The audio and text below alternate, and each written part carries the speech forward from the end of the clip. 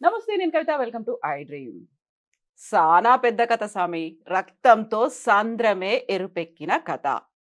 Prakash Raj dialogues తో Devara trailer release అయింది. కొరటాల శివ దర్శకత్వంలో జూనియర్ ఎన్టీఆర్ సినిమా ఎప్పుడెప్పుడా అని ఎదురు చూస్తున్నారు. ట్రైలర్ తో పాటుగా రిలీజ్ డేట్ కూడా అనౌన్స్ చేశారు. ఓవరాల్ గా ట్రైలర్ చూసిన తర్వాత సినిమా పట్ల అంచనాలు ఎలా ఉన్నాయి? మనతో పాటుగా ఉన్నారు సీనియర్ జర్నలిస్ట్ జిఆర్ మహర్షి గారు. సార్ నమస్తే.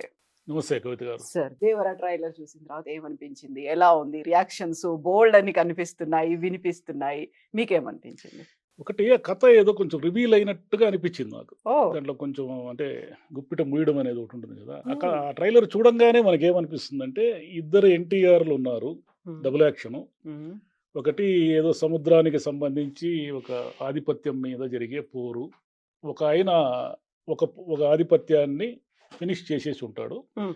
రెండో ఎన్టీఆర్‌తో కథ స్టార్ట్ అవుతే అసలు ఫ్లాష్ బ్యాక్ ఏదో చెప్పబోతున్నారు అనేది ఒకటి అర్థమైంది. అంటే కొరటాల శివ గారు నో డౌట్ బాగా తీస్తారు. ఎన్టీఆర్ గారికి వీళ్ళిద్దరికీ చాలా ప్రెస్టీజియస్ సినిమా ఇది. ఎందుకంటారా? హ్మ్. కొరటాల శివ గారికి లాస్ట్ 'ఆచార్య' డిజాస్టర్. ఇప్పుడు ఆయన తనను మళ్ళీ రికన్‌స్ట్రక్ట్ చేసుకొని ప్రూవ్ చేసుకోవడానికి దీంట్లో విపరీతంగా కష్టపడి ఉంటారు. హ్మ్. అంత భారీగా ఆయన ప్రేక్షకుల్ని గనక చేయకపోతే అంటే ప్రేక్షకుల్ని సంతోషపెట్టకపోతే ఆయనకి ఇబ్బంది. హ్మ్. ఎన్టీఆర్ గారికి ఏమిటి ఇబ్బంది అంటారా? ఎన్టీఆర్ గారికున్న ఏమిటి ప్రాబ్లమ్, ఆయనకున్న ఒత్తిడి ఏమిటంటే ఆయనది 6 ఏళ్లయింది సినిమా వచ్చి. హ్మ్. 'అరవింద సింగిల్ సమేత' హీరోగా అనేది కనిపించి సోలో హీరో. మధ్యలో వచ్చిన 'త్రిబుల్ ఆరు' క్రెడిట్ అంతా రాజమౌళి, రామ్ చరణ్‌తో పాటు షేర్ చేసుకోవాలి. అది ఎన్టీఆర్ గారి ఒక్కరి సోలో క్రెడిట్ కాదు. ఇప్పుడేమిటి 'త్రిబుల్ ఆర్' తర్వాత ఆయనకి మొత్తం పాన్ ఇండియా స్టార్‌గా ఆయన ఇప్పుడు 'త్రిబుల్ ఆర్' తర్వాత హిందీలో ఆయన తనను ప్రూవ్ చేసుకోవాలి. తన మార్కెట్‌ని ప్రూవ్ చేసుకోవాలి. హ్మ్. కాబట్టి ఇది బిగ్గెస్ట్ హిట్ అయితే తప్ప ఆ రేంజ్ అంటే ఇండియా రేంజ్ సినిమాగా మారదిది. మరి అంత రేంజ్ తీశారా? తీయలేదా? అనేది ఇంగ జనం జెప్తారు. హ్మ్. అంటే ఏదో మాటి మాటికి ఏదో ధైర్యము, ఆయుధము, యుద్ధము, సంద్రము, రక్తము, సంద్రము, యుద్ధము అంటున్నారు గాబట్టి ఇది ఒక భారీ, బలము. భారీ ఫైటింగులతో కూడిన సినిమా. అండర్ వాటర్ సీన్స్ ఇవేదో క్లైమాక్స్ ఇదంతా భారీగా ఉంటుందనేది జనం అందరూ ఎక్స్‌పెక్ట్ జేస్తున్నారు. హ్మ్. మరి కొరటాల శివ గారు ఏం జేశారు? ఎలా జేశారు? ఆ మ్యాజిక్ ఆ ఏంటి? మ్యాజిక్ ఏమైనా జేశారా? హ్మ్. ఆయనతో ఉన్న ప్రాబ్లమ్ ఏమిటంటే అంటే బహుశా అన్ని కథలు అలాగే ఉంటాయిలెండి. హీరో వర్సెస్ విలనే గదా! ఏడైనా కథ. నాకు మంచి దీన్ని మీద చూస్తే చెడు. కొత్తగా ఏం జేస్తారు? హ్మ్. నాకిది 20 ఇయర్స్ బ్యాక్ రిలీజ్ అయిన 'ఆంధ్రావాలా' ఉంది. హ్మ్. ఎందుకో అది గుర్తుకొచ్చింది. ఓహ్! ఎందుకలా? ఎందుకంటే ఇప్పుడు 20 ఏళ్ల క్రితము 'ఆంధ్రావాలా' అనేది ఎన్టీఆర్ డబుల్ యాక్షన్ మొదటి సినిమా అది. దాంట్లో ఏమిటంటే ముంబై మాఫియాలో హ్మ్. ఒకటి ఏదో ఒక ఆధిపత్యాన్ని ఆయన పెద్ద ఎన్టీఆర్. అంటే తండ్రి ఎన్టీఆర్ దాన్ని ఫినిష్ చేయడానికి పోరాడి, ఆ పోరాటంలో చనిపోతే తర్వాత వచ్చిన కొడుక్కి మెల్లిగా ఫ్లాష్ బ్యాక్ చెప్తారు. హ్మ్. హ్మ్. ఫ్లాష్ బ్యాక్ చెప్పిన తర్వాత మీ అమ్మ, నాన్న ఇది ఇలా బలైపోయారు జనం కోసం అని ఏదో చెప్తే ఈయన వెళ్ళి మళ్ళీ అదే ముంబైకి వెళ్ళి ఆ స్లమ్‌లో మళ్ళీ ఒక ఫైట్ ఈ విలన్ని ఎలా ఎదుర్కుంటాడు అనేది కథ. హ్మ్. దీన్ని ముంబై స్లమ్ నుంచి పక్కకు పెట్టి ఒక సముద్రం బ్యాక్ డ్రాప్ తీసుకుంటే అచ్చం అలాంటి కథలాగే ఏమైనా ఉందా అనేది నా అనుమానం. హ్మ్. సరే కథలు ఏమున్నా ఎగ్జిక్యూషన్ అంటే దాన్ని ఎలా తీశారనేదే కదా! ఇప్పుడు 'కొరటాల శివ' గారు ఒకే కథను 5 సార్లు తీశారు. హ్మ్. అది చెప్తే విచిత్రంగా ఉంటుంది గానీ, ఆయన కథలన్నీ ఏమిటి? హీరో ఎక్కడినుంచో వేరే వాళ్ళ కథలోకొస్తాడు. అదే వాళ్ళ కదా! లైఫ్‌ల్లోకొచ్చారు. వేరే లైఫ్‌లోకొస్తాడు. ఇప్పుడు హ్మ్. 'మిర్చి' ఉంది. హీరో ఎక్కడో ఉంటాడు. అది వాళ్ళ నాన్నకు సంబంధించిన ఫ్యాక్షన్ కథలోకి మెల్లిగా వస్తాడు. 'శ్రీమంతుడు' ఉంది. హ్మ్. 'శ్రీమంతుడులో' హీరో ఎక్కడో ఉంటాడు. వాళ్ళ నాన్నకు సంబంధించిన ఊరి కథలోకొస్తాడు. అంతే కదా! 'భరత్ అను నేను' హ్మ్. 'భరత్‌కి' ఏమీ సంబంధం లేదు ఆ పాలిటిక్స్‌తో. కానీ వాళ్ళ నాన్నకు సంబంధించిన ఒక ఎమోషన్ కోసం ఆయన పాలిటిక్స్‌లోకొస్తాడు. హ్మ్. 'ఆచార్య' ఉంది. 'ఆచార్యలో' ఏమిటి? ఆ 'ఆచార్యలో' చిరంజీవి గారు ఎక్కడి నుంచో వస్తారు. 'పాదఘట్టం' అనే కథలోకొస్తారు. హ్మ్. మీకు ఆయన అవును. సినిమాలన్నీ గూడా 'శ్రీమంతుడు', 'భరత్ అను నేను' 'జనతా గ్యారేజ్' గూడా అదే గదా! 'జనతా గ్యారేజ్' ఏమిటి? 'మోహన్ లాల్' కథలోకి బయట నుంచి ఎన్టీఆర్ వస్తాడు. హ్మ్. ఎన్టీఆర్ వచ్చి అక్కడున్న పరిస్థితులు చక్కదిద్దుతాడు. 'శ్రీమంతుడు' ఒక ఊరి కథ, 'మిర్చి' ఒక ఫ్యాక్షన్ కథ, 'జనతా గ్యారేజ్' ఏమో అక్కడున్న లోకల్ ఆధిపత్యానికి సంబంధించిన కథ. ఇక మిగతా 'ఆచార్య' వచ్చి ఒక నక్సలైట్ బ్యాక్‌గ్రౌండ్‌తో ఉన్న కథ. 'భరత్ అను నేను' ఒక పొలిటికల్ స్టోరీ. ఒక ముఖ్యమంత్రికి సంబంధించిన కథ అది. ఉమ్, ఉమ్, లైన్ ఒకటే. ఒకే లైన్‌ని వేరు వేరు డైమెన్షన్స్‌లో తీస్తాడాయన. ఉమ్, ఇప్పుడు ఇది కూడా దీన్ని కూడా ఏమిటంటే పాత ఎన్టీఆర్ అంటే చిన్న ఎన్టీఆర్ పెద్ద ఎన్టీఆర్ కథలోకి రాబోతాడు. మనకు ఆ ట్రైలర్ చూస్తే అర్థమైంది ఏమిటంటే పెద్ద ఎన్టీఆర్‌కు ఒక కథ ఉంటుంది. ఒక సముద్రం ఉంటుంది. బ్యాక్ డ్రాప్ ఒక మాఫియానో లేదా ఒక ఆధిపత్యం చెలాయించే ఒక ముఠా ఉంటుంది. ఆ ముఠా జనాల మీద దౌర్జన్యాలు చేస్తూ ఉంటే ఆ దౌర్జన్యాలను అంతం చేయడానికి అతను ఉమ్, దేవర అనే అతను ఆ కథలోకి వచ్చి వాళ్ళందరినీ ఫినిష్ చేయడమో లేదా దాంట్లో అతనే త్యాగం చేయడమో ఏదో జరిగి ఉంటుంది. దానికి రియాక్షన్‌గా ఈయన మళ్ళీ చిన్న ఎన్టీఆర్‌గా అది ఒక డైలాగ్ ఉంది దాంట్లో. ఉమ్. వాళ్ళ నాన్నలాగా ఇతనికి రూపం వచ్చింది. రూపం వచ్చింది గానీ ఇది లేదు, పౌరుషం లేదు అనే ఒక డైలాగ్. అంటే ధైర్యం ఇతను లేదు. మెతకగా ఉంటాడు. మెతకగా ఉన్న ఎన్టీఆర్ ఒకానొక సందర్భంలో ఎమోషనల్ ఫీల్ అయ్యి ఒక ఫెరోషియస్‌గా మారుతాడు. ఉమ్. ఇంచుమించు అట్లనే కథ అట్లనే అనిపిస్తది. ఎలా ట్రాన్స్ఫార్మ్ అవుతారు అని. ఎలా ట్రాన్స్‌ఫార్మ్ అవుతారు. ఉమ్, అంటే ఒకరి కథలోకి ఇంకొకరు రావడం మరి ఇది మంచి పాయింటే. సినిమాలో ఎప్పుడు సేలబుల్ పాయింటే గానీ ఒక్కొక్కసారి అది బూమరాంగ్ అవుతుంది. ఉమ్, మొన్నొచ్చిన 'సరిపోదా శనివారంలో' నాని గూడా ఏం చేస్తాడంటే తనకు ఏమీ సంబంధం లేని ఒక సెటిల్మెంట్ గ్రామం అంటే ఒక ఏరియా అదేదో సోకులపాలెం అనే కథలోకి ఎంటర్ అవుతాడు. వాళ్ళని ఏదో ఆ పోలీసు దౌర్జన్యాల నుంచి రక్షించడానికి. అక్కడ ఎందుకు బూమరాంగ్ అయిందంటే ఆ కథ ఉమ్, అది నాని కథ కాదు. నానికి ఏమీ సంబంధం లేదు ఆ సోకులపాలెం అనే ఊరితో. ఉమ్, ఆ అమ్మాయి లేడీ కానిస్టేబుల్ పనిచేస్తూ ఉంటుంది. ఆ అమ్మాయి అక్కడ ఉన్న కష్టాలని చూసి ఇతనికి చెబుతుంది. అంటే తనకు సంబంధం లేని కథలోకి నాని రావడం వల్ల ఉమ్, అది అనుకున్నంతగా క్లిక్ కాలేదు ఆ సినిమా. ఆ సినిమాకున్న లోపం ఏమిటంటే అది హీరో కథ కాకపోవడం. అయితే కొరటాల శివ గారు ఏం చేస్తారంటే దాన్ని ఎలాగో అలాగా హీరో కథగా మారుస్తారు. బయట హీరో నుంచి సెంట్రిక్ వస్తాడు. అయిపోతుంది. హీరో బయట నుంచే వస్తాడు గానీ, బయట నుంచి ఏదో ఒక సమస్య పరిష్కరించడానికి వస్తాడు. ఇప్పుడు ఈ దేవరలో కూడా రెండో ఎన్టీఆర్ తన తండ్రి మిగిలి పెండింగ్ పెట్టిన సమస్యలేవో ఉంటాయి. తన తండ్రి ఎందుకైతే ఆ దేవర అనే అతను ఎందుకు బలైపోయాడు లేదా బలైపోయాడో లేదో మనకు తెలీదు, ఉన్నాడేమో. నేను చెప్తున్నా. ఆ తండ్రి మొదలుపెట్టిన కథని ఫినిష్ చేయడానికి రెండో ఎన్టీఆర్ వస్తాడు. ఉమ్, మేబీ ఆ ట్రైలర్ చూస్తే మనకు అర్థమయ్యేది. అది ఎక్కడైనా ఒక విలన్ని అంతము చేయడానికి ఒక హీరో రావడం అనేది సేలబుల్. ఇంకోటి ఏమిటంటే ఫ్లాష్ బ్యాక్. ఉమ్. ఫ్లాష్ బ్యాక్ ఎప్పుడు ఎలా ఆ ఉంటుంది? నరేషన్ ఆ అనేది. నెరేషన్ ఎప్పుడు ఎట్లుంటుందంటే డైరెక్ట్‌గా హీరో బ్రహ్మాండమైన శక్తివంతుడు, గొప్ప వ్యక్తి అది ఇది అని చూపించేది ఒక పద్ధతి. అది రాజమౌళి స్టైల్ అది.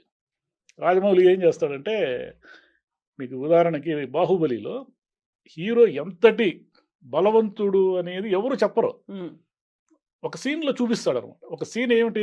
తల్లి శివలింగానికి పూజ చేసుకోవాలనిపిస్తే అంతే అంత దాన్ని తీసుకొచ్చి భుజం మీద మోసుకొచ్చి పెడతాడు. అంటే అతను మామూలు వాడు కాదు. అది ఏదో ఒక మాస్క్ కింద పడితే ఆ మాస్క్ కోసం ఆ పెద్ద జలపాతాన్ని ఎక్కేస్తాడు. కాబట్టి అక్కడ ఎవరు చెప్పక్కర్లే. కానీ కొన్ని కథల్లో ఏమిటంటే ఎవరో చెప్పాలి. నువ్వు ఏమనుకుంటున్నావు? అతను ఏమిటి? అతని బ్యాక్‌గ్రౌండ్ అతను మామూలు వాడు కాదు. వింటావా అతని కథ అని స్టార్ట్ చేస్తారు. అదొక స్టైల్ అనమాట.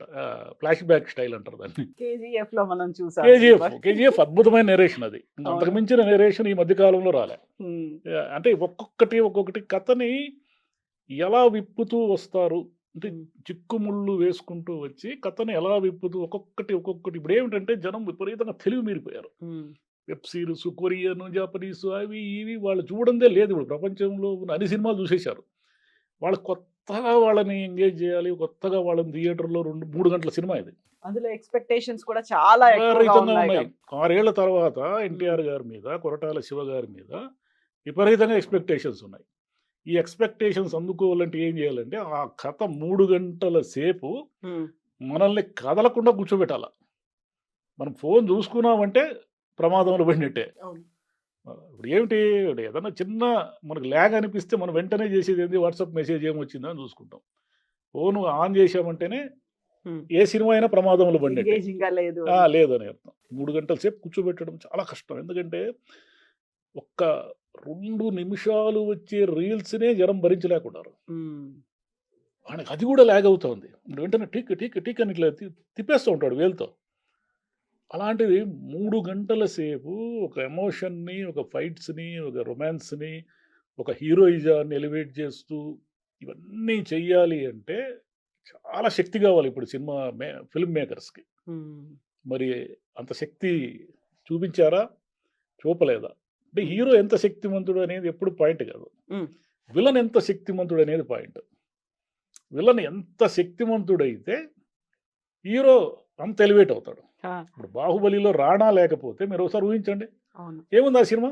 అంత టఫ్ కంటెండర్ గా రాణా కనిపించారు. అనే అతను ఒక భయంకరమైన బుల్ని కూడా అట్లా కొమ్ములు వించి అట్లా అణిచేస్తాడు అనేంత బలవంతుడు అని ముందే ఎస్టాబ్లిష్ కావడం వల్ల వీళ్ళిద్దరికీ ఏమిటి అనేది 2 భాగాలు చూశారు జనం. కట్టప్ప అవును. పొడిచినందుకే కాదు, అవును.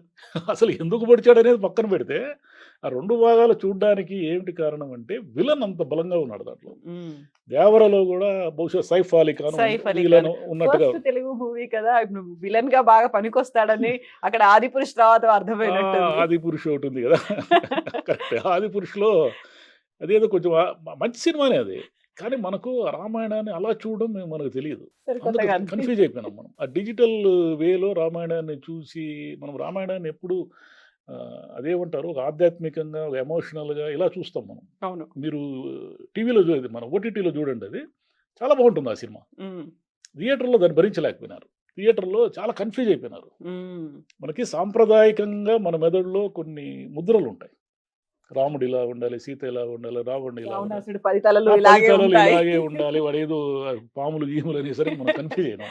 సో ఇప్పుడు సైఫ్ అలీ ఖాన్ ఇక్కడ విలన్ ఆయన చెప్పినటువంటి ఒక డైలాగ్ కూడా ఉంది. దేవరని చంపాలంటే లేకుంటే దేవర మీద అటాక్ చేయాలంటే సమయమే కాదు దానికి తగ్గ ఆయుధం కూడా ఉండాలి అనేటువంటి మాట. అదే. అదే. And Jahnavi Kapoor first time తెలుగులో హీరోయిన్ గా యాక్ట్ చేస్తోంది. అది కూడా గతంలో ఉన్నటువంటి తాతగారు, ఆ తర్వాత ఇటువైపు శ్రీదేవి గారు, వీళ్ళ కాంబినేషన్ చూసిన తర్వాత ఎక్స్పెక్టేషన్స్ ఎలా అనిపించాయి మీకు? శ్రీదేవి గారినంటే శ్రీదేవి గారిని చిన్నప్పటి నుంచి చూసిన జనరేషన్ కదా మాది. ఆ, ఏమంటే బడిపంతుల్లో ఫోను పాట పాడతారు. బూచాడమ్మ, బూచాడమ్మ, బూచాడమ్మ, బూచాడు. బూచాడు. అంత చిన్నప్పటి నుంచి హఠాత్తుగా 16 ఏళ్ల వయసు, అంతకుముందు మా బంగారక్క వచ్చిందనుకోండి. 16 ఏళ్ల వయసులో ఆమె హీరోయిన్‌గా అయినప్పటి నుంచి ఉన్నట్టుండి రామారావు గారితో వేటగాడులో కనిపించేసరికి అందరూ షాక్ అయ్యారు హ్మ్. శ్రీదేవి. రామారావు గారి మనుమడు. రామారావు గారి తర్వాత జనరేషన్ మనమడుతో జూనియర్ ఎన్టీఆర్‌తో జాహ్నవి కపూర్ వస్తున్నారు. జాహ్నవి కపూర్ తెలుగు అమ్మాయే. మనం హిందీ అమ్మాయిగా అమ్మాయిని భావించడానికి లేదు. అఫ్‌కోర్స్ శ్రీదేవి గారిని తెలుగు వాళ్ళే ఓన్ చేసుకుంటారు. మేబీ ఆమె తమిళియన్ అయినప్పటికీ. హ్మ్. శ్రీదేవి గారంటే మనకు తెలుగు అమ్మాయి కిందే లెక్క కదా. కాబట్టి జాహ్నవి కపూర్, ఎన్టీఆర్ కాంబినేషన్ ఎలా ఉంటుంది? అంటే అమ్మాయి కూడా దాంట్లో ఏదో కొంచెం అమాయకురాలిగా, కొంచెం పల్లెటూరి, విలేజ్ మనకు బ్యాక్‌గ్రౌండ్. 'పుష్పలో' రష్మిక లాగా కనిపిస్తా ఉంది. కొంచెం అమాయకంగా ఉన్నట్టుగా. మరి అంటే వీళ్ళు ఏం చేస్తారంటే ఇంకొక ఇప్పుడు జాలర్ల నేపథ్యము, సముద్రము హ్మ్. నేపథ్యము ఇలా తీసుకుంటారనుకోండి. ఇలా తీసుకున్నప్పుడు వీళ్ళు జనరల్‌గా కమర్షియల్ ఫార్మాట్‌లో ఎక్కడ పొరపాటు జరుగుతుందంటే, వాళ్ళు దాని మీద రిసర్చ్ చేయరు. 'పుష్ప' హిట్ కావడానికి కారణం ఏమిటంటే, ఆ చిత్తూరు యాస గాని, ఆ పరిసరాలు గాని, అక్కడున్న ఫేసెస్ అంటారే, మనుషుల్ని ఎర్రచందనము స్మగ్లింగ్‌లో మనుషులు ఎలా ఉంటారనేది వాళ్ళు కొంత రిసర్చ్ చేశారు. అట్లా వీళ్ళు కూడా సముద్రము నేపథ్యంలో సినిమాని తీస్తున్నప్పుడు ఎంతసేపు గ్రాఫిక్సు, ఏదో సొరచేపను చంపడము ఇలా చూస్తారు గానీ, అక్కడున్న యాంబియన్స్‌ని రిసర్చ్ చేయరు. హ్మ్. ఒక జాలర్‌లో ఉన్నటువంటి ఒక సమూహం ఎలా బిహేవ్ చేస్తారు? వాళ్ళు ఎలా ఉంటారు? ఎలా డ్రెస్ వేసుకున్నంత మాత్రాన వాళ్ళు జాలర్లు కాలేరు. వాళ్ళ బాడీ లాంగ్వేజ్ మారాల. మనకు 'ముంబై స్లమ్స్' ఎన్నో సినిమాలు చూసాం. కానీ కాలాలు అతను పట్టుకున్నట్టుగా ఎవరు పట్టుకోలేదు. హ్మ్. 'పారంజిత్' ఆ కాల అనేది ఆ సినిమాలో ఉన్న సోల్ ఏమిటంటే, ఆ స్లమ్స్‌లో ఉన్నటువంటి ఒక చిన్న మాఫియా డాన్ లాంటి రజనీకాంత్ ఎలా ఉంటాడో, చుట్టూ మనుషులు ఎలా ఉంటారు. హ్మ్. వీళ్ళు కూడా అది పట్టుకోవాలి. అంటే కొరటాల శివ గారికి కొంత లక్షణం ఉంది. అంటే యాంబియన్స్‌ని పట్టుకునే లక్షణం ఉంది. హ్మ్. 'జనతా గ్యారేజ్‌లో' గూడా ఆ యాంబియన్స్ పట్టుకుంటాడాయన. 'శ్రీమంతుడులో' ఆయన పొలిటికల్‌గా ఆయనకి ఎంత తెలుసో మనకు తెలీదు గానీ, కొంత పట్టుకున్నాడు. హ్మ్. ఆ పొలిటీషియన్స్ ఎలా ఉంటారు? ఏంది? చాలామంది పొలిటీషియన్స్ ఎలా ఉంటారో తెలియకుండా సినిమాలు తీసేస్తారు. వాళ్ళెప్పుడు చూసిండరు మంచిగా ఎమ్మెల్యేలని, మంత్రుల్ని. అంటే సమావేశాల్లో చూడడం గాదు. అవును. పర్సనల్‌గా 1 దగ్గరగా to 1 అనేది. 1 to 1 చూడడం. వాళ్ళు ఎలా ఉంటారు? ఏం మాడతారు? ఎలా బిహేవ్ చేస్తారు? మన సినిమాల్లో ఏవంటే ఎమ్మెల్యేలు, మినిస్టర్లు అంటే చాలా సీరియస్ విలన్‌లన్నా చూపిస్తారు. లేదంటే సెటైర్ అన్నా చేసేస్తారు. కామెడీ ఎగతాళి అన్నా కామెడీ చేసేస్తారు. క్యారెక్టర్‌లు అట్లా అయిపోతారు. కాదు. వాళ్ళు అలా సీరియస్‌గాను ఉండరు. సెటైరిక్‌గాను ఉండరు. వాళ్ళు తమ ధోరణిలో ఎట్లా ఉంటారు అనేది పట్టుకున్నోళ్ళు బాధిస్తారు సినిమాలు. ఇట్లా శివగారు కూడా బానే తీసుంటారు. బాగుండాలి. ఎందుకంటే మార్కెట్‌కి కూడా ఇప్పుడు మన తెలుగు సినిమాలు ఇండియా వైజ్ హాలీవుడ్ అంటే మనం మొత్తం ప్రపంచమంతా ఆడుతున్నాయి. హ్మ్. 'త్రిబుల్ ఆర్'కు తర్వాత 'పుష్ప' ఈటి తర్వాత ఏమైపోయిందంటే బాలీవుడ్ వాళ్ళే ఇప్పుడు జడుసుకుంటున్నారు.